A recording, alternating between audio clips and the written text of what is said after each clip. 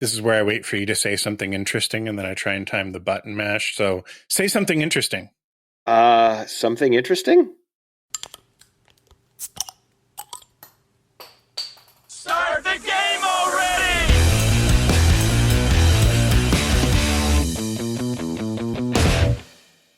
This week, I'm drinking Shane's Leftovers.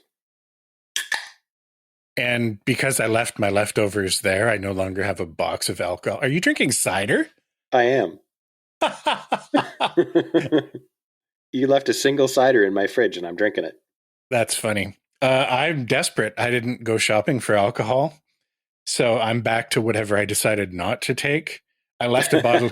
I left a bottle of weird tequila in your fridge as well. I noticed. So I had about this much left in my butter tart depancer, and another bottle of weird tequila that I got from my mom. This one has it is the most touristy tequila. It has like a little sombrero hat on the bottle. In hindsight, it might be a problem because it looks like it's like hot glued to the top of the bottle, not just the lid. Oh, all right. Well, quality control. But for those of you that can't see it, it's got a little sombrero on. It's got a little uh, Riviera Maya Mexico kind of throw over the bottle. Let's see if I It's a can even get it open. serape or a poncho potentially. Yeah, It's also a little bit bandito because I'm pretty sure those are supposed to be bullet bandoliers. maybe. I'm sure it's offensive and racist to somebody, but whatever. I'm sure. The Yeah. tourists must have gobbled it up. So thanks, Mom. Because of you, I have something to drink on this episode. Ooh, that's probably too much tequila in there. Pretty much any tequila is too much tequila. Now it's a weird thing because the lid has glue on it. So Oh, do I try and put it back on? well, you've opened the bottle. Now you have to drink it. I put a lot Oh, in, and now I'm gonna just throw some Dr. Pepper on top of that to give it some color. that's um, that's some tequila. Who knows? Maybe this is the best shit in the world. Ah, you know what though? The evidence suggests maybe not. Well, I don't know. Maybe it has an actual name. So if there's tequila snobs out there, this is. Yokiro tequila. I don't know if that's supposed to be a C or an O. Orendane, Crendane, Blanco. Mm. I don't know. Timu tequila. It had a hat on it. I thought the hat was funny. I mean, yeah, it's as is well established. I drink my alcohol based on the color and shape and size of the pattern on the container. So I really can't. I can't throw any shade on you for, hey, my tequila has a neat hat. I'm going to drink that. Ah, Ooh. Ooh. oh, it's good then. uh, that face needs to go on our OnlyFans. That was an O face. Yeah, that face is already on our OnlyFans. It's the only face I do on there. So to serious topics. Last week you expounded on the idea that science got better with coffee. And I had to think about it, and I think, yeah, that makes sense. And it's an interesting sort of perspective on history. But coming at it from the other end, and this is a little bit of a cliche, but I think that alcohol makes for better art. And I did the absolute barest minimum that one can do of research on this topic, in that I went to Google and I typed in alcohol artist, Mm-hmm. right? And I like Google came back immediately with like 30 million hits. Van Gogh, Toulouse-Lautrec, Francis Bacon, Jackson Pollock. There's a whole lot of famous writers who are all, associated with that. Hunter S. Thompson, Tennessee Williams, Edgar Allan Poe, Truman Capote, Jack Kerouac, et cetera, et cetera, et cetera. And I have no idea if is this correlation or causation, and I don't think it matters. But I thought it might be interesting to talk about, like, does alcohol actually make art better, or is that kind of mind just attracted to alcohol? Um, I think there's going to be a little bit of both. Now, I'm going to bring up another podcast. I think I've mentioned it on here, maybe in Parting Gifts at one point in time. We have concerns. Sort of a science adjacent podcast where they spend most of the time just bantering and making jokes while talking about something reasonably scientific, be it a study that's done or some sort of research paper that's published sort of in official channels for peer review, etc. And it wasn't about alcohol. It was about marijuana and the impact that it had on creativity and in a reasonable sample size study with control groups, etc., like done properly. What they found was interesting in that it didn't seem to, in any way that they could measure, impact creativity at all. But what it did is make people who were partaking more receptive to the creative process in a couple of ways. And most of it boiled down to being less dismissive of dumb ideas. You know, if you think of art and creativity as something that like has to go from throwing something at a wall to refining it to adjusting it until it's, you know, it's right. Mm-hmm. People that are more sober tend to dismiss ideas immediately that might have like a high ceiling in terms of creative potential once adjusted, once tweaked, and also just generally be more open to other people's ideas and feeling less defensive or less in need of being in control of the creative process. Now, you know, for you know, you think of your stereotypical stoner in this case because it was about marijuana. That makes a lot of sense, but I suspect that alcohol probably has similar effects where you're more willing to explore one of your own ideas that you would dismiss out of hand because you're so critical of yourself and your own art almost in real time. And sometimes you can find that magic. Yeah, that makes sense. I'm not going to be able to talk by the end of this episode. Your pants might fall off all over again. What I will say is it is not good tequila. I mean, I wouldn't be able to tell the difference. I just don't like tequila to begin with. So there's, the difference, I guess, I wonder how much of it is an environmental thing too, because you hear, or at least there's the trope in movies of, you know, all the best newspaper reporters congregate in the hotel bar in whatever far-flung place they are gathering news. So I wonder how much of it is just like, well, if you're going to be a writer, you also have to be an alcoholic, and it just becomes sort of the socially acceptable thing. Yep. And you see that in other sort of assembly line creativity industries. Think the ad industry. You know, go back and watch Mad Men. Like that's a reflection very much of how advertising and marketing industries worked right up until the sort of early aughts. Like last week. Yeah. I think things have changed a little bit, but even when I started in the industry myself, there was very much of, I'm not going to name names here, but we had our creative director often would have a day or two before a pitch was scheduled, he'd have nothing, right? Like he just wasn't tapping into whatever it is that he normally has.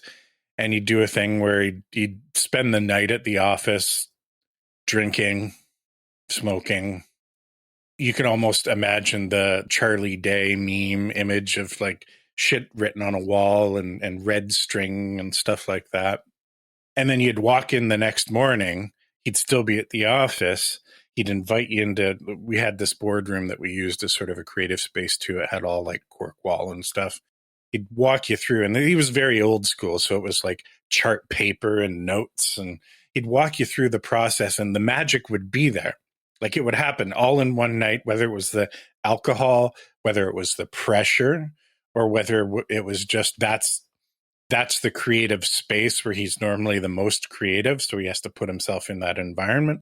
I don't know what it was, but I can say that I saw it in action, you know? Well, I mean, if it works, right? Going back to the idea that you don't throw out crazy ideas as quickly. I noticed that in brainstorming things that we do at work, because there's a lot of times, and I mean, not so much anymore because my job has changed, but previously where we were trying to invent something that had never existed before, right? And everybody be sitting around, and there were a large number of people who would hear something, they would immediately just go, yeah, that's not going to work, right? And those people were a lot of times sort of the older people in the room, the people who, this is the way we've always done it, and this is the way that we will do it again. And that's not written down in a big old engineering manual somewhere, so we're not going to do it. Mm-hmm. Right. And like the meetings that I was in would, like, people would invite me to these meetings specifically because I'm not ashamed or nervous about, here's a crazy idea. Like, let's make it out of mashed potatoes, right? Like, what are the problems with that? Not so much because I think it might be a solution, but because it makes people sort of loosen up and go, oh, what if? Mm-hmm. Right. Like, okay, so what does that mean? That means that, okay, like, obviously mashed potatoes won't work, but here's why mashed potatoes won't work. And, okay, here's something that might work, right? Like, it's like a spark. It's a beginning. It's the kindling of the fire. It's not the coals that you're going to roast the marshmallows over, but you need to throw some pine needles in there at the beginning to get it started. Yeah, and if substance abuse leads to somebody hearing, let's use mashed potatoes, and instead of just being, what are you, fucking stupid? They're like, whoa, I mean, what if we used mashed potatoes, man? Yeah, exactly. You only need to entertain the idea for about a second and a half.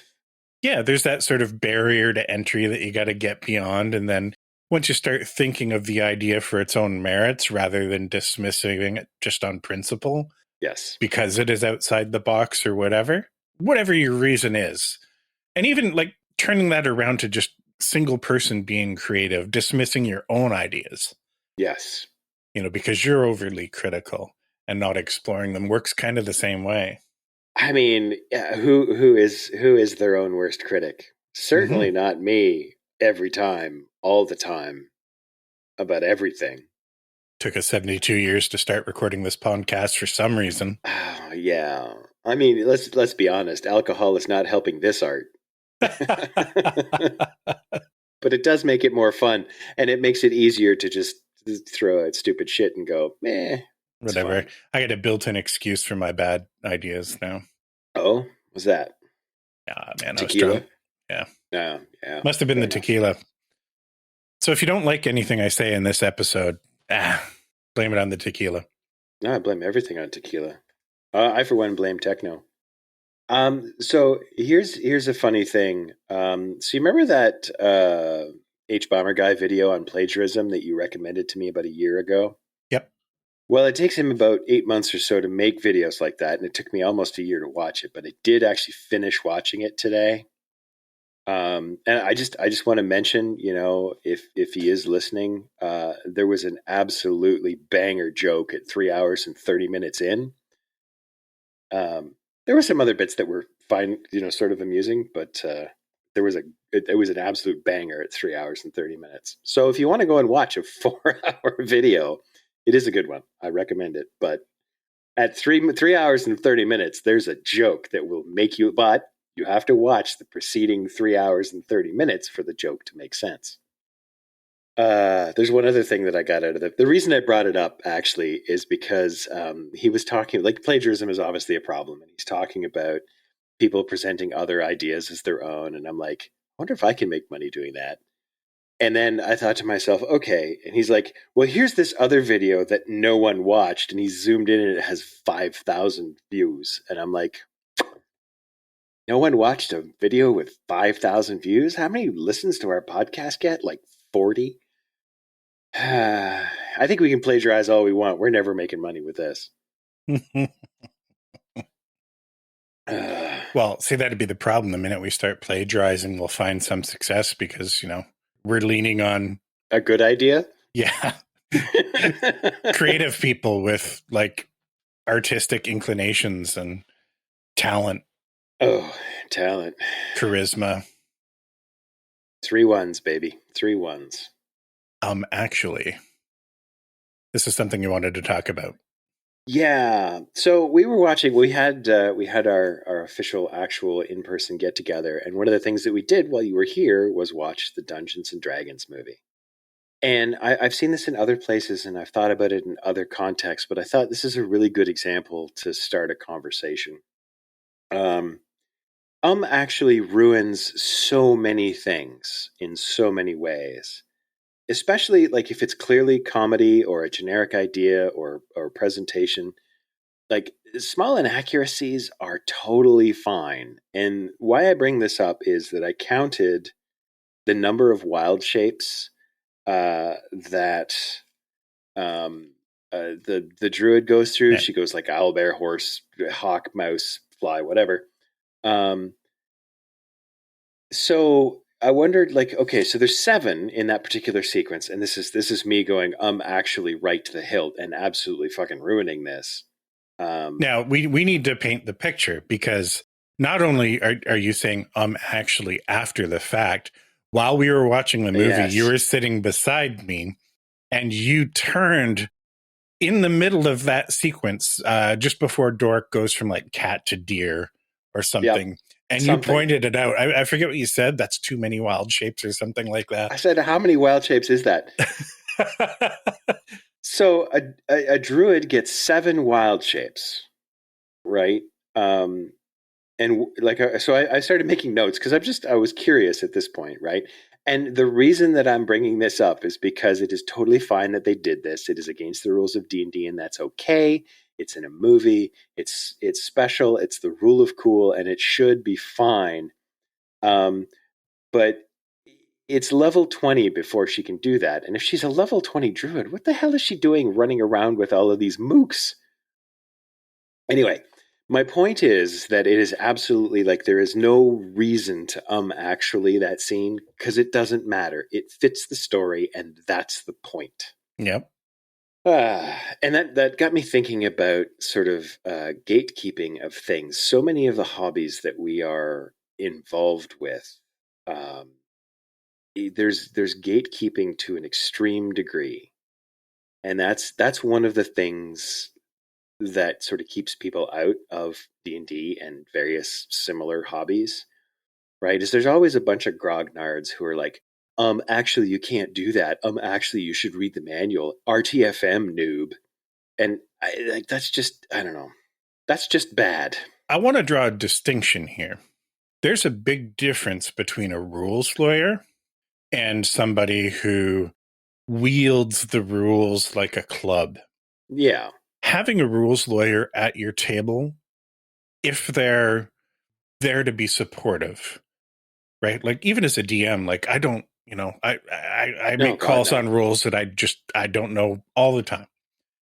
If there's new players at the table, having somebody at the table that can quickly grok the rule, the spirit of the rule, what it's trying to achieve, and distill that down so that a player at the table isn't having to turn to page 153 of the 2014 edition of the Player's Handbook, read paragraphs 2 and 3, and then the explainer, which shows exceptions to the rule on the following page.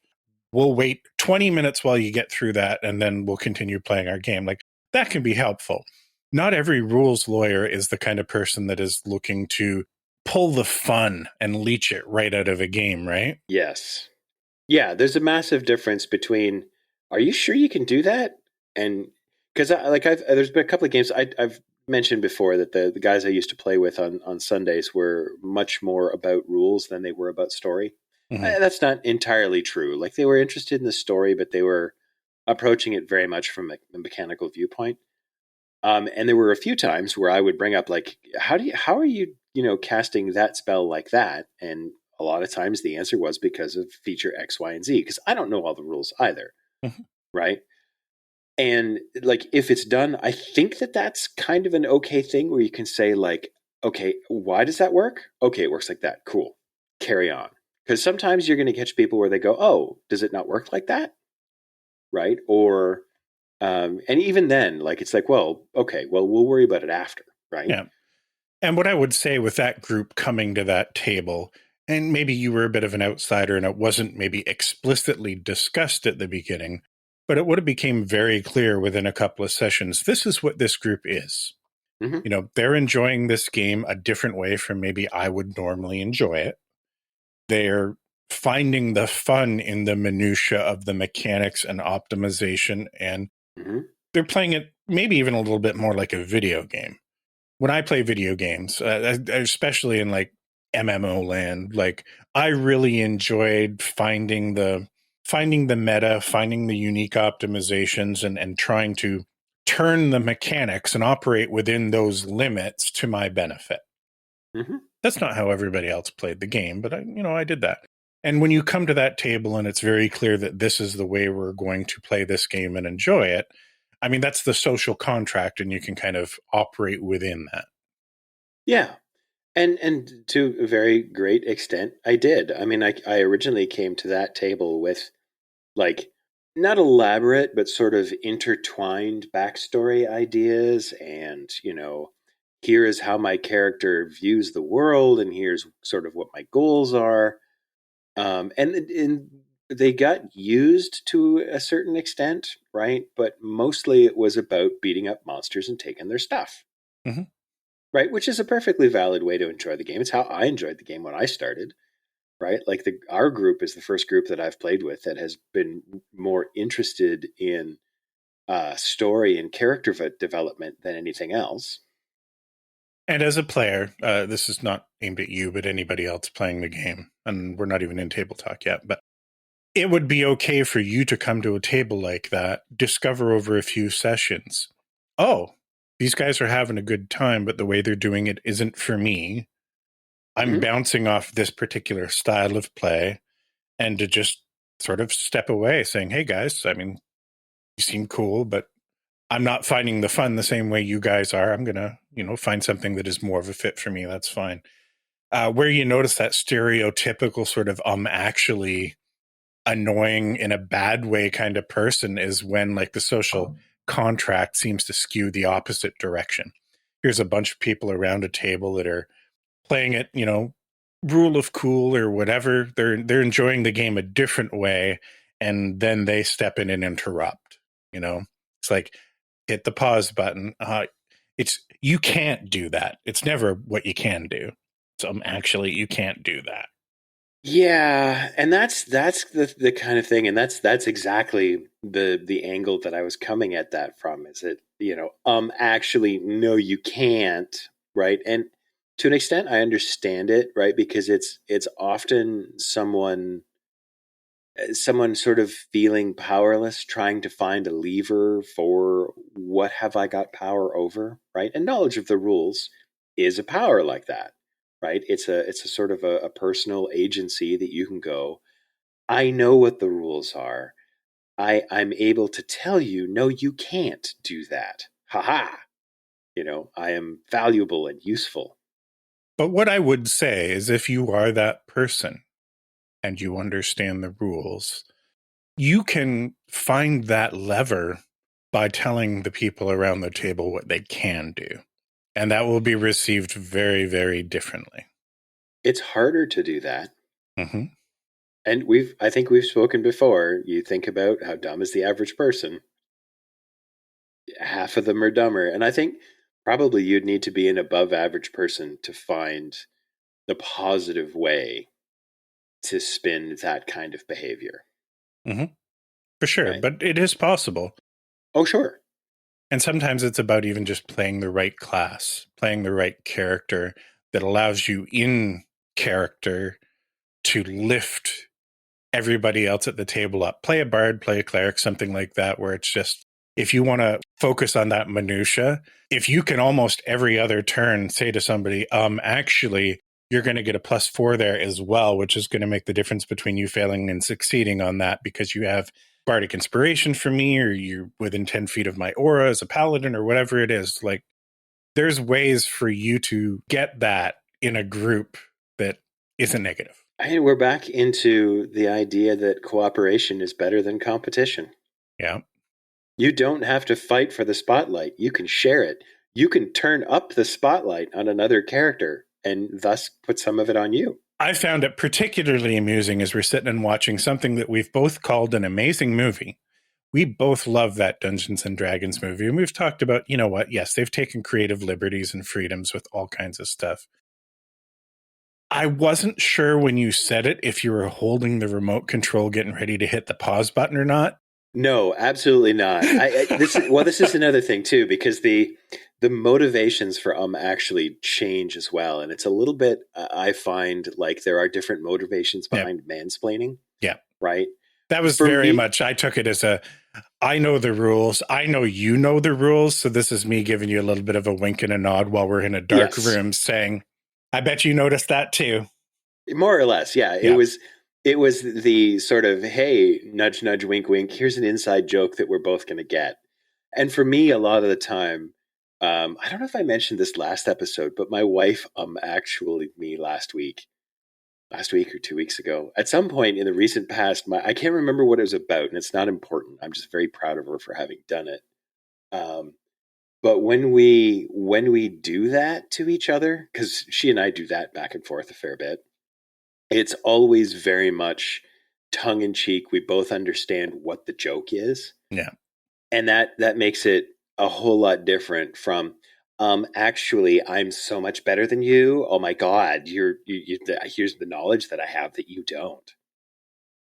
Early parting gift that is sort of sneaking something in. The same guys that do the College Humor Dimension 20 stuff put out a show called Actually. I know, it's awesome. Yeah. Check it out. There's some of the older stuff is on YouTube, and there's a ton of shorts from it. It is very much taking the piss because it's also making fun of the trope of the Actually guy. My favorite, they had the first one I watched was the one with Matt Mercer on it. I don't know if they've done more than one, but they gave him a Dungeons and Dragons read through, right? And they're like, there are seven errors in here, and you got to do actually and list them out. And he made a list and he went, actually, there's 9.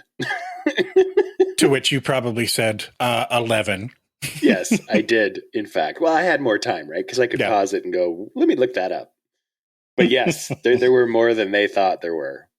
And that's one of those things, right? Like that happens in golf as well, because the rules of golf are complicated, arcane, and useful. Like they're some of them are like, oh my God, what?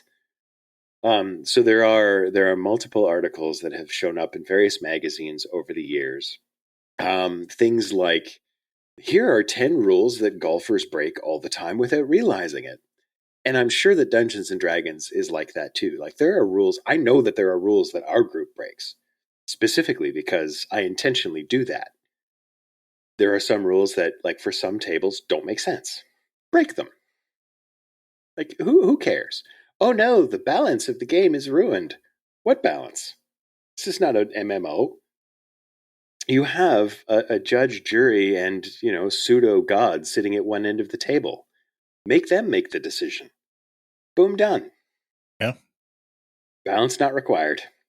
If you're worried about the balance, you're misunderstanding the victory condition. Yes. There isn't one. Are you having fun? You win. Yes. That's it. It's literally an excuse. It's this right here. It's an excuse for friends to sit down and shoot the shit. That isn't a tabletop thing. That is a life thing. Mm-hmm. If you're having fun, you win. But are you having the fun at the expense of everybody else's fun? Yeah. Here's one for you. In a group, and I know you and Cindy play games on the regular. Fair bit of Yahtzee, stuff like that. Mm-hmm. Do you play Monopoly amongst peers? Never. I learned the object lesson that Monopoly was intended to teach when I was about 11. Yeah. Mm-hmm. It's not a game that everybody around the table can have fun at. It's not a game. It's literally not. It's a life lesson that we shouldn't let someone get all the money. Mm-hmm. But that's just it. Like that's what I'm talking about, is between the difference between cooperation and competition. Like Monopoly is a game where there is one winner and only one winner, and that person can only win by making everyone else miserable. But I would argue, like, there's other games where that holds true. Like Catan is an example of a game where there's only one winner, really, playing the regular game by the regular rules. It is competitive, but it isn't as a person who doesn't win, you don't feel like you've just sat through 3 hours of abuse somehow. Where Monopoly is, Well, there's one major difference there in that everyone in Catan gets things. And yes, you trade back and forth, and there's the condition of, they put the robber down and they steal one card. In Monopoly, you win by taking everyone else's money. Yeah. Right? Like that's the difference. It's not we're all competing to reach the same goal. It's we're all competing to beat each other into the dirt.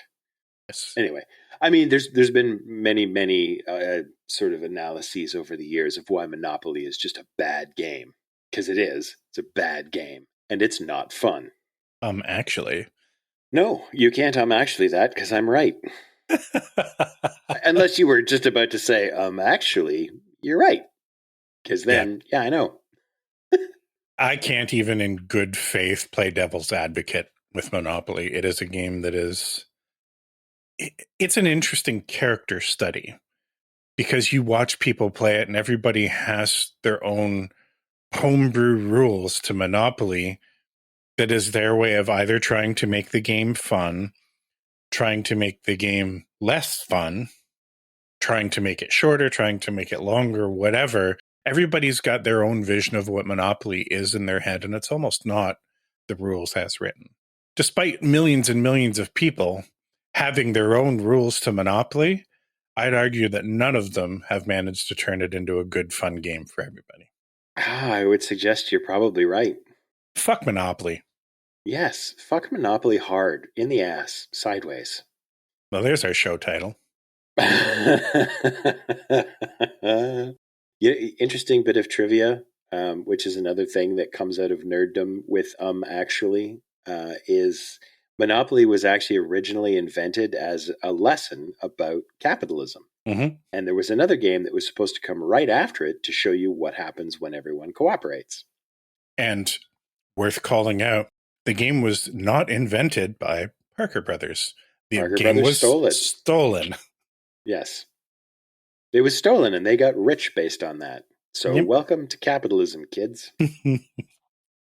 Yes, when the capitalists are winning from the most anti-capitalist sentiments, we've done fucked up something. Yeah. I mean, that really could be the tagline for human history, right? We done fucked up. Humanity, we done fucked up. Yeah, I think it was a couple episodes ago I said that this experiment's clearly failed.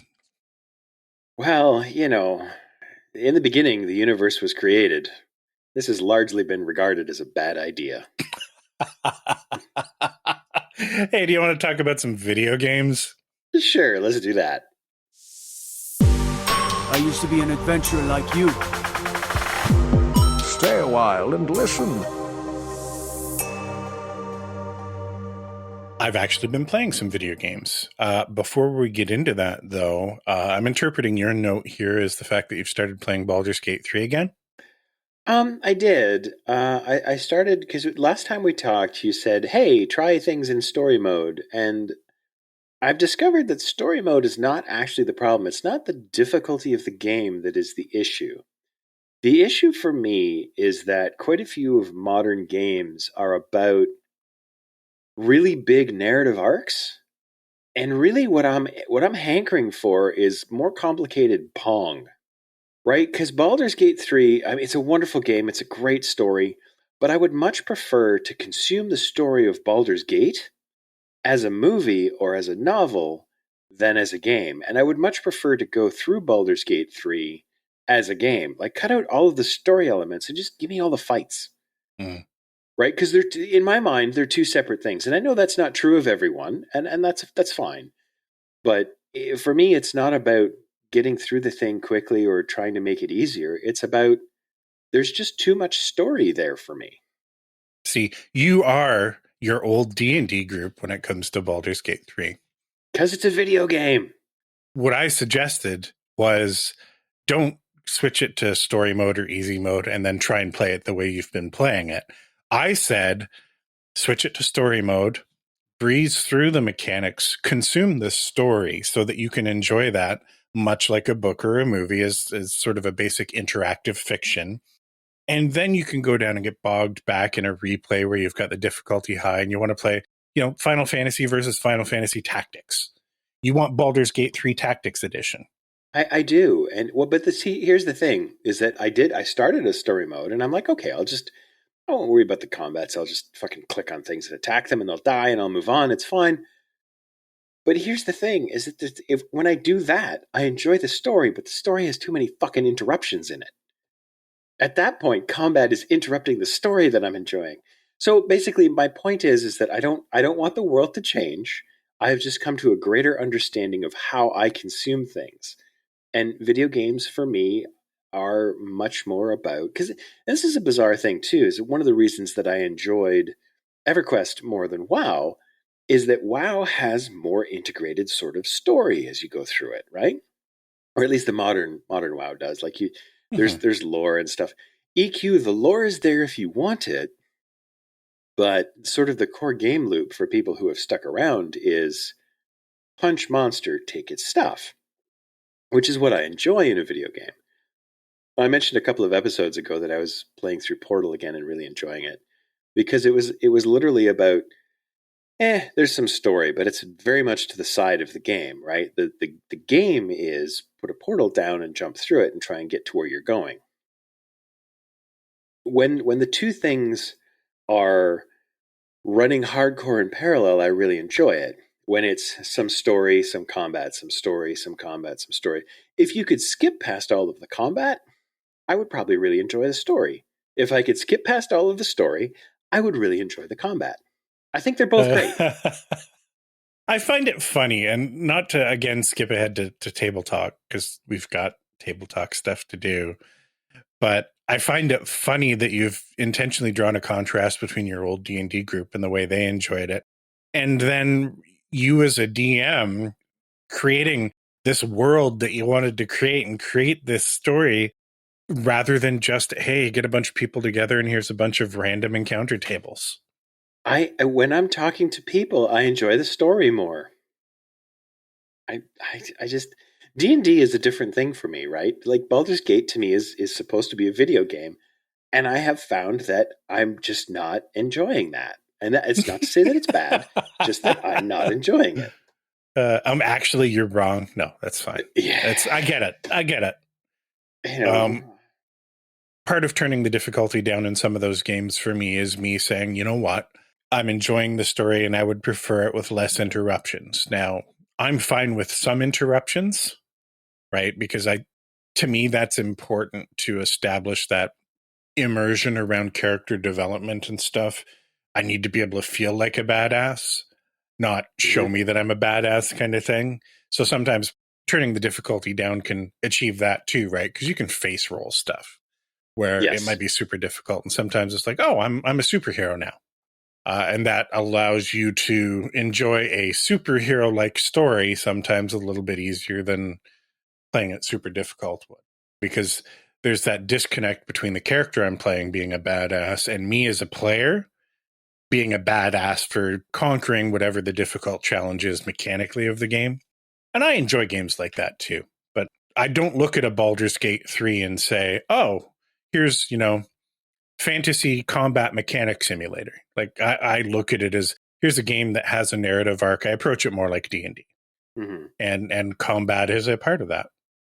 Yeah, and that's part of the reason I'm having difficulty reconciling that. So, interesting question then for you. Does that mindset that you have in a game change when you're playing a character that is a built character, a character that is a blank slate character, or whether you're playing an existing character? To an extent, yeah. Because I approach, like, for example, because the contrast here is two games that I'm currently playing is Baldur's Gate 3 and Horizon Forbidden West. I mean, I haven't gone any farther in Forbidden West, which is sort of hilarious. I mean, I downloaded it in April, and it's now August, and I've gone through basically the tutorial. So yeah, I do approach that very differently. Like I've started Baldur's Gate 3 over many times because there are many different ways to experience the game. Right. But in the Horizon games, it's like, no, you are Aloy. right? You are just going through the set piece. So that, to me, even though there's a lot of story in between the combats, feels to me an awful lot more like a game and less of a... I guess it's because it's a little bit more railroady, so it feels more gamey to me. Mm-hmm. Right? Like, obviously, it's still sandboxy in that you can run around and do stuff. But, like, the next thing in the story is the next thing in the story. You know, and you don't get to go, well, I don't like that my hair is red. I'm going to change my hair to blue or whatever. Which I recognize is kind of silly, but I do that kind of stuff a lot. Right? Like, we were playing a multiplayer game, and one of the things I do at the beginning of every session is change my hair. Why? I don't know. Because I can. Because I'm jealous that my character has hair. So, yeah, it's definitely different. Like, if I have because I have an established character that I'm, like, level... What does it go up to? 12, I think. So I'm either level 11 or level 12. And I'm in the final act doing, like, a bunch of the stuff, but I just got bogged down with the weight of all of the things that I have already done. It's like, I got to remember all this shit? Like, what? Like, what did I do? It's been 2 weeks since I played this game. Like, what has this character done? What is this character's history with this person? What's the next thing that I'm supposed to do? Oh, for goodness sake, just give me an Umber Hulk that I can punch in the face. So how much of that problem is that you made the Marvel mistake at the beginning instead of the end? Like, Marvel created this cinematic universe, and then when they ran out of ideas, it's like multiverse. Now you got to keep track of all these different timelines. You restarted Baldur's Gate 72 times as different characters, and now in that gray goo between your ears, you have to keep track of, well, which of my 17 playthroughs did I do this and that? And you've got the multiverse problem. I do. I absolutely do. Yeah. I call it alt-itis, right? Like, which button do I push to do the thing I want to do? I don't know. What abilities does this character have? Shit, what gear am I wearing? Right? All of that is a problem. Right? And it's a me problem. Like, let's establish that, because Baldur's Gate 3 is awesome. Yes. I am not. Well, I've been playing a game that might be a little bit more narratively up your alley. I've been playing Assassin's Creed Origins. This is the game that I tried to play before and bounced off of. I'm not really much of an Assassin's Creed player, like the old school games. I didn't get into I played the first game, I think, and I'm like, oh yeah, this is, it's edgier Prince of Persia or whatever, right? Because it was sort of not a spiritual successor, but it was like, okay, we've made Prince of Persia, now let's make this. And it didn't appeal to me as much as Prince of Persia at the time, so I really never got into them. And I'm, as a rule, not... Well, I have to say as a rule in quotation marks, because I'm also a hypocrite. I'm, as a rule, not a big fan of those types of games where the core gameplay loop is stealth around forever, easy kill. Stealth around forever, easy kill kind of thing. Unless it's Ghost Recon. Yeah. Well, that's why I gotta, say I'm a bit of a hypocrite. But I never got into the original Assassin's Creed games. I never really got into Hitman, as an example. No. They all have their own interesting mechanics and, like, the diversity of ways you can sort of achieve that basic kind of thing, right? The basic goal of stealthily killing someone or whatever. Yeah. But I did, because I love Greek mythology and just the actual history of Greece and the Mediterranean, that whole area of the world. So I got right into Assassin's Creed Odyssey when it came out.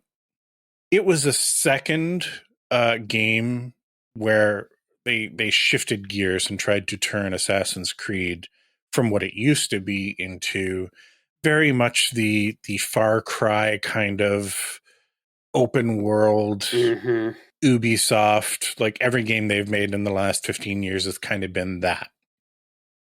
But it struck the right chord with me. Like, it's very much, if you like a Horizon Zero Dawn, it feels kind of like that. Mm-hmm. With Greek and history appropriate cosplay, right? A lot of work put into nailing the vibes of it. But they open up the core mechanics of the game to other ways of playing it. It's not just stealth kill. Like you can have more in your face sort of martial combat. You can have all of that shit. I loved Assassin's Creed Odyssey. Intimidating game because it has that Ubisoft sort of like, here's a big map with a bunch of markers on it. You know, go to a marker, do some stuff, go to another marker, do some stuff. A lot of people just found that overwhelming, like the actual world space and the amount of stuff you can do in Odyssey is it's a lot. I can understand how it would be overwhelming. I didn't find it overwhelming. I did replay the game, and like after the main game finished, there's another sort of DLC expansion-y kind of thing that you can play afterwards that builds off of the main game. And I enjoyed it the first time I played through it. I didn't have any real inclination to go through it again on my second playthrough. After I played Odyssey the first time, I went back and tried to play Assassin's Creed Origins, which is the game that I'm playing now, which was the first game that they tried to go into that different direction, go the more open world sandboxy, blah, blah, blah, typical Ubisoft game. And I bounced off of it for really dumb reasons. Like, I enjoyed the setting, I was enjoying the character, but coming fresh off of Odyssey, everything was slightly less refined, and the default control scheme was nowhere near as good. If anything, it was that default control scheme through, even though I have the ability to edit, I'm playing mouse and keyboard, I'm not playing with controller. Even though I had the ability to change a lot of it, I could never dial it in to feel the way that Odyssey felt at the time. So it's like, okay, this is I'm fighting with the game to enjoy it. So I put it down. It's been, I don't know how many years it's been. I've decided, yeah, it's been long enough since I've played Odyssey or even Horizon or something else of that ilk where I would be comparing it mechanically to, like the muscle memory isn't there anymore. And now that I've put, I don't know, maybe 4 hours into it, I'm really not struggling the way I was with the interface and the controls and stuff, and I'm just enjoying it for the game that it is. And so far, it's been pretty good. So you're saying it's not the original Fallout? No. No, it was, the controls and stuff aren't bad. They were just different. And when you're fighting against your own muscle memory and your body and brain is telling you, no, this is how it should be, and you can't make it that way. I would liken it to all of the times that I tried to jump from World of Warcraft into other MMO games, where whether it was even a little bit into EverQuest, but WildStar was one I tried to get into, Star Wars The Old Republic, and I had a particular way that I played WoW. I had a particular UI setup and customization that I did. I was playing with my Logitech G13 game board, and I would make my UI kind of match it. Whenever I jumped into something that didn't allow me to do that after a million hours of playing this game this way that I do, it didn't matter how good the game was at that point. I was resistant as a person because playing the game mechanically, I couldn't do it the way I was going to do it. Well, it's super hard.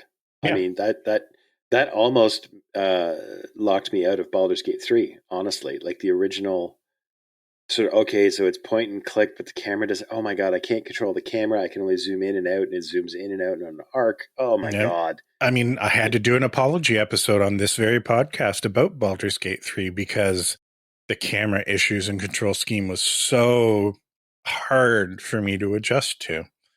Yeah. And I still had to not play defaults. Like I had to customize it a certain amount just to make it palatable. But I was able to finally get past that. I'm still struggling with the camera, to be honest. Yeah. Most of the time I can just overlook it, but it's like, let me look up. Like, there's a dragon in this game. The characters comment on it. I'm not allowed to look at it. Yeah. Like, who thought that was a good idea? And I know that it's possible because people have modded the game to make it possible. Yeah. Oh, well. It's just another cloud to yell at, only this one's dragon-shaped. Yeah. Yeah, and that's very much what Assassin's Creed Origins was to me. now that I've distanced myself from some of the other games telling me how it should work, I'm able to more easily adjust to how it does work in this game. And while I still find it a little annoying, things like, my dodge roll button being on space, but my jump that isn't actually a jump being on alt, and I can't put them together. It's like, what are you doing to me here? That's wrong. Like, I don't, like, I'm not going to tell you anything about race, color, creed, or religion, but that right there, that's wrong. Yeah. Objectively. I'm pretty sure it says something in the Holy Scrolls of video gaming that's just not right. Pretty sure. Thou shalt not. I think Jesus did a whole big thing on it at one point. I was listening to his podcast the other day. I'm pretty sure he mentioned it. Yeah. But anyway, if you have a game that like you bounced off of for purely mechanical reasons like that, because it wasn't living up to your expectations of a game you'd recently played, and you've given yourself time to lose that muscle memory, go back and give a game that you bounced off of a try, because I'm really enjoying it so far. Now, I'm only at the point where I'm getting into Alexandria. I've been sort of taking my time pissing around in sort of the starter area and then sort of a middle area that you run into before getting there. So I think I'm like level 12, like really just been faffing about, but I've been enjoying it because there's a lot of production value in those games, despite the formulaic Far Cry style thing. Like there's a lot to do. It's executed mostly very well. All the side quests there's enough there. It's all voice acted. Like, that production value adds a lot to even fetch quests, right? Like, go here. Oh, my Book of the Dead was stolen. All right, well, I'll go to this mausoleum thing where there's some bandits that have set up, and I'll kill the bandits. I'll get your book. I'll bring it back to you. Oh, no, he's dead. Spoiler alert for one of the side quests. Oh, man. I was totally going to play that game, but you've spoiled it now, so I'm not going to. Yes. Give it a try. And for you, having said that you like Horizon Zero Dawn, you're getting into Forbidden West. Once you've finished Forbidden West, I would strongly recommend going back and trying Assassin's Creed Odyssey. Maybe if you like what you see, play Origins first, because you'll like Origins more if you play it before Odyssey. I almost would like to go back and try some of the original Assassin's Creed games, but like we had this problem when we tried to do like original Fallout and older games like that. A lot of times we go back and the control scheme wasn't really a standard yet. No. Right? And you couldn't change anything, so it's like, here's what the keys do, and you need like a WordPerfect template kind of thing in order to make it work.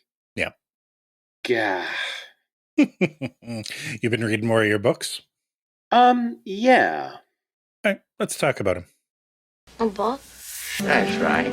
When I was your age, television was called books. And this is a special book. So I have been reading the 1632 series of books, and I read 1632, 1633, 1634, and I think the last one was 1635. And I think I'm over it now, right? Like, I really enjoy the idea. I really enjoy the characters they came up with and some of the situations that they put into. But a lot of it is kind of like it's military in a way that I don't find entertaining, right? And once again, that's very much a me thing, right? Because it's very like I assume that it's well researched. I don't know. It's very detailed anyway about a lot of stuff, and like the provinces and the people who are in them and what their motivations are and why they're attacking this and why so and so is attacking such other thing. But it's one of those things where I would almost prefer to have it in a paper copy so that I could go, okay, boring stuff, boring stuff, boring stuff. Oh, okay, here we go. Here comes the sword fight, right? Like Princess Bride style. Mm-hmm. Because there's a lot of descriptions of, this ruler is upset with that ruler because they wore the wrong hat to a, whatever. It's like, just get me to the point. Okay, Jeff Higgins is doing a thing with Gretchen. Cool. This is going to be a fun little there's anecdotes in the middle of a big history happening, right? but there's a lot of sort of almost scholarly analysis of big history in an alternate universe. And it's good. I just didn't find it really entertaining. That's fair. So I have switched. I'm currently rereading a book that I read a long time ago by Elizabeth Moon called, the series is called The Deed of Paxenarian. The first book is called Sheep Farmer's Daughter. And Elizabeth Moon, I guess, was actually a Marine who saw combat. So it's the story of basically a sheep farmer's daughter who runs away to join a mercenary company. Medieval fantasy, high fantasy stuff. But a lot of it has all of the right details in exactly the opposite way from the 1632 series. Mm-hmm. In that they're there and they form sort of a backdrop for the stuff that's happening, but it's just basically mentioned in passing, right? Like there's a keep and it's designed like this. You have all the information you need. Right, rather than the keep is designed like this, and it's designed with these kind of nails, and the logs are laid out like this, and those logs were harvested from the Black Forest of wherever, and that is how it's traditionally done, and that's what this does, and this is why that works. Yeah, the word count of the flavor text shouldn't exceed the word count of the actual story and character. Yeah, and like in a historical sort of, like it made sense in that other series because it's an alternate history.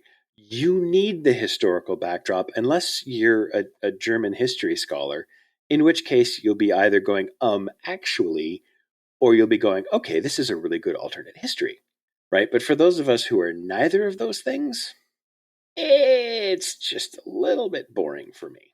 Yeah. So anyway, I really enjoy Elizabeth Moon's stuff. Apparently, like, she has some controversies too, but I'm glossing over that. I have no idea who she is as a person. I know that she writes a good story. And that's where I'm at. Well, I was going to throw an EPUB at you. I have it, so I would be sharing it with you, lending you my copy of the EPUB, as it were. I've talked about wanting to go back and read the James Corey Expanse books, having watched the show. And I've recommended the show too, and it's really good. But the books are, in general, as they usually are, better. And there's also a lot of story that takes place after the television show ends that I really want to explore. The first book is called Leviathan Wakes. If you didn't have anything in the hopper to read, I would say, hey, let's try this. I'm going to get into it too. It'd be interesting to explore how we enjoy those with you having not seen the TV series and me having watched it. And I don't know. It's been a long time since I've actually read any sci-fi. Let's put it in the hopper after the one I'm currently reading. I'm starting to read a lot more. Like, I'm reading before I fall asleep at night. So I probably have like this week and not much more on that. So I'm willing to give it a try. Who knows? Maybe I'll bounce it off it and maybe I'll love it. All right. I'll throw the EPUB at you. Just a second quick shout out. I haven't read these yet, but the fact that they exist warms my heart, and the way they've gone about and done it just makes me smile. It puts a smile on my face. So as we're sort of transitioning towards table talk anyway, you've heard me talk about Acquisitions Incorporated before. One of the original actual plays that I got into, and they're one of the few actual plays like Critical Role that has their own official Wizards of the Coast partnered material. There's an Acquisitions Incorporated book. So even if you haven't listened or watched the actual play going back to, 2006, whenever they started it, if you play D&D, you've probably at least run into some stat blocks or character names. Jerry Holkins, so he plays Omen Drawn, one of the main Acquisitions Incorporation's guys. Tycho Brahe from Penny Arcade, PAX, has released 2 novellas side by side.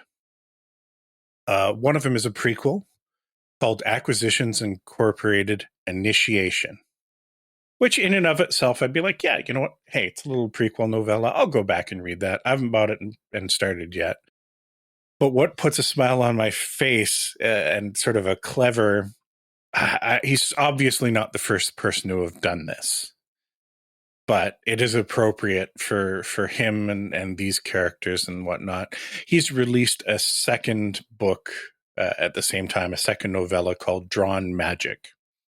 Drawn, D-R-A-N, which refers to sort of the two main Ack Inc. characters, Omen Drawn, Jim Dark Magic, who is played by Mike Krahulik, the other Penny Arcade guy. Okay. Yep.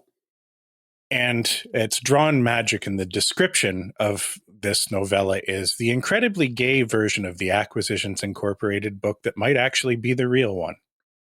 He basically wrote the novella and then the fan fiction version of the novella himself to release side by side. So it's basically what you call it, 50 Shades of Acquisitions Incorporated. I mean, I don't know what it is because I haven't read it yet, but it's channeling something that I find incredibly amusing.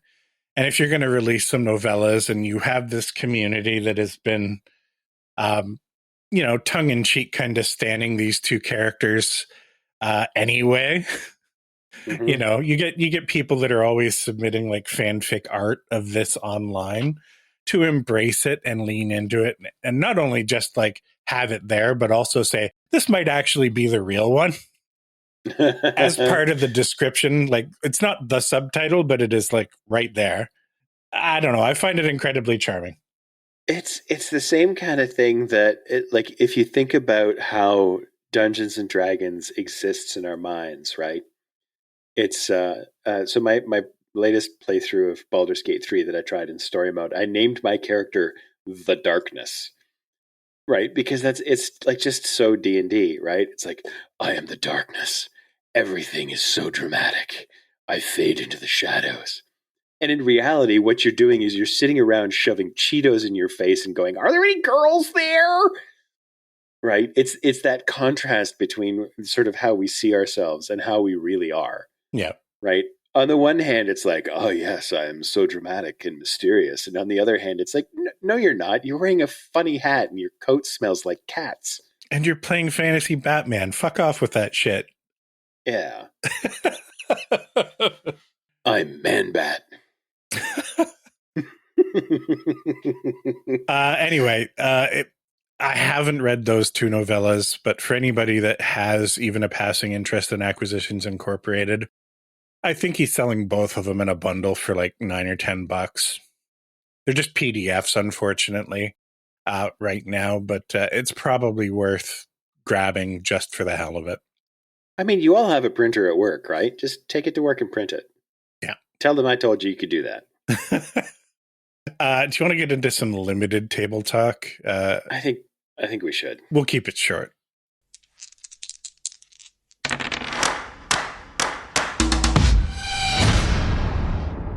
And by short, I mean we've got an hour and a half to dedicate to it starting now. Actually, I do have to actually go somewhere in about 20 minutes. So all right. We are limited, but we can't let it go by without talking about our in-person one-shot, which I thought went really well. Yes. I've been hinting at it for a while. So I think what I'll do is I'll sort of step back here and let you talk about what happened. Well, I'm so much worse at actually summarizing these things than you are, but it was yet another, what would you call it? Another chronicle or another installment in the Chronicle of Meepo. And unfortunately, we ripped him in half again. Spoilers, he dies. But so we start off as this sort of band of kobolds who've been sent to rescue the village idiot and the dragon person, or the village dragon. And I mean, it was like a sort of a set piece combat dealy bopper with a rotating dungeon, which I thought was really clever, by the way. So on everybody's turn, sort of some section of this sort of pie-shaped thing would rotate. Like there were three. Think of it like a tiered wedding cake, right? One of the tiers is going to rotate to a position based on a roll of the dice. which I thought was a really interesting mechanic. And of course, it made everybody think, okay, well, where do I want to be next time? And which way is it going to go? And trying to guess.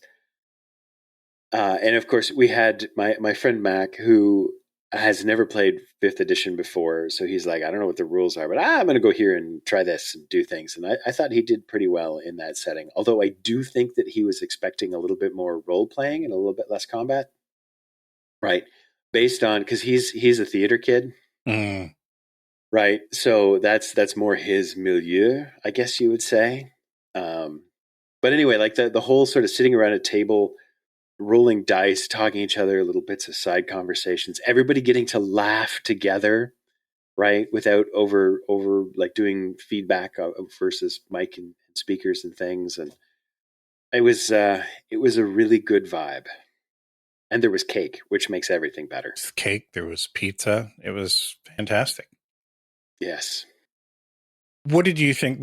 Sort of the important context that's missing from the description is that the shtick, the inside joke, was that as kobolds, you were trying to return Meepo and the dragon who had been abducted by an evil necromancer and his henchmen, who were our player characters from the original campaign that we accidentally got Meepo killed. Yes, which is context, honestly, that I kind of missed. And I'm feeling a little bit stupid for having missed. Like I got the joke is that, like, you know, Meepo was kidnapped by our characters, but like that, you just sort of put a whole new shine on it for me. It was very well done. You got to break out Old Man Deck's voice again. I did. Oh, that was great. I enjoyed even just preparing for it. It had been like months between the time I prepped and when we actually ran it. So I forgot some of what I'd done. I was just pretty easy, like paper minis that I'd printed out using some tokens. But I went to the trouble knowing how it was going to play out roughly, that I had a token for Meepo and that I had 2 tokens for parts of Meepo. Because I figured it was probably inevitable and would be appropriate that he would get cut in half again somehow. I didn't have a script or a plan for how it was going to happen. I just knew that there was, you know, whatever. We'll find an appropriate moment for it to happen. And Cindy did the appropriate. I don't think she was thinking about doing it this way. But, you know, we had Bren up on his little sort of raised throne playing with some levers that were moving these chains in the ceiling. And she decided he had a little barrier around him that she was going to try and bust through that barrier with, I don't even know. Thunderwave or Shatter or something. I fudged it a little bit to allow her to do it, but in her doing it enthusiastically, shoved Bren into the wrong levers, which brought Meepo down in half, basically. Slice. Poor Meepo. Only to be animated later. Anyway. It was well done. I think everyone had a great time. Everyone had something to do. We all laughed at Meepo being in many pieces. What it did do is remind me of some of the things that I'm missing running exclusively online games. Yes.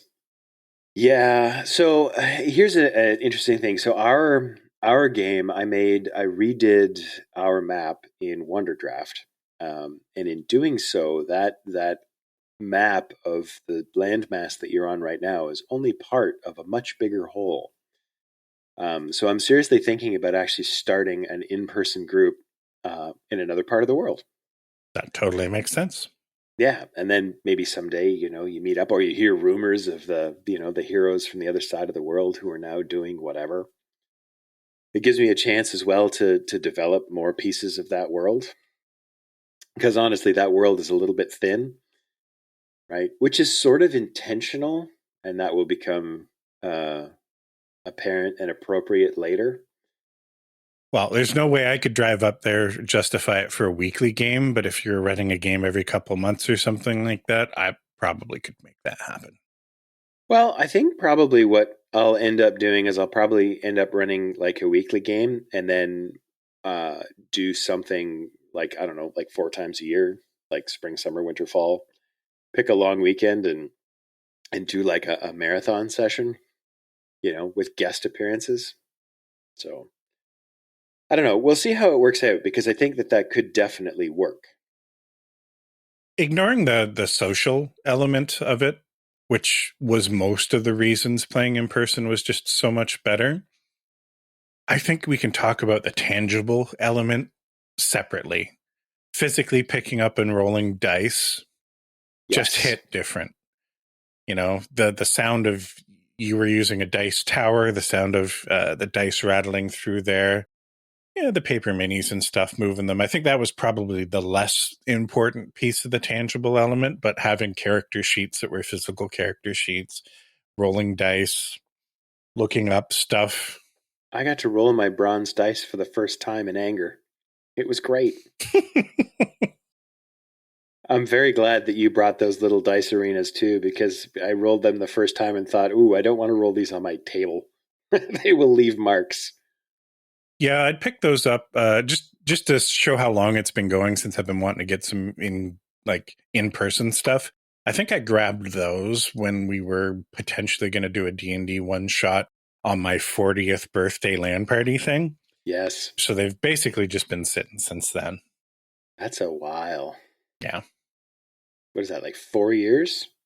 What year is it? Yeah, 4 years. Wow, I got it right. Look at me getting an actual time period correct. That's crazy. Anyway, that's all I wanted to talk about in Table Talk. You got to go. So let's wrap this thing up as we always do with some parting gifts. And I show you how deep the rabbit hole goes. Anybody want a peanut?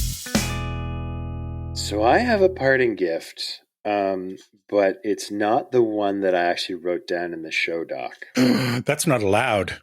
I know, I'm breaking the rules. Actually, I can do that because I'm at least 50% owner of this podcast. So I mentioned that I watched H. Bomber Guy's plagiarism video today. Video essay? I don't know what to call it. Like it's an opus almost. Like it's massive. So I'm going to steal an idea from that video wholesale. I'm lifting it right out of his video. You made the mistake of crediting him.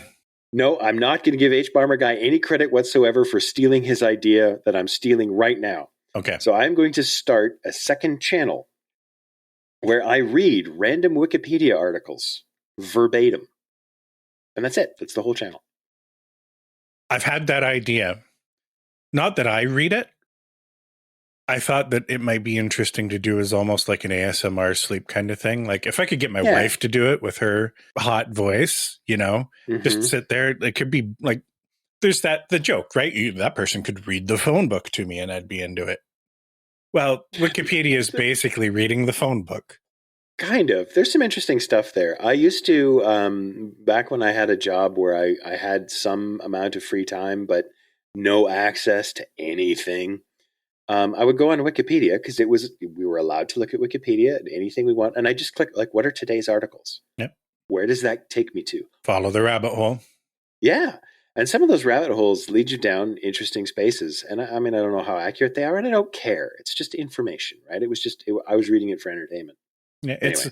it's not for everyone, but I do like the idea of some sort of like Wikipedia roulette. Yeah. In an audio form. Sure. Let's do it. So a serious parting gift though. I was watching Scott Galloway's TED Talk. He talks about youth and wealth, the future. He's surprisingly frank about a bunch of stuff. He's got a whole bunch of academic credits. And he is he's late Gen X, I think, or early Gen X. So he's old-ish now. But his take on what the world has become and what part we've all played in it is kind of interesting. It's a nifty perspective, and it's not one you would expect from someone of that age. Worth checking out. I'll do that. I got to say, this tequila hit in all the wrong ways when I started, and I don't know what it says about me that I'm kind of into it now. Well, I mean, you have the whole rest of the bottle. Yeah. I'm sad I don't get to stick around and watch all of it. Well, it's been good talking to you, man. Yes, and you, sir. Go do that thing that you have to do that's mysterious, and I'm sure not at all. What was it you accused me of at the start of last episode? Oh, my God. Having relations with... Oh, yes. Yes, I'm about to go and hit a small ball with my stick.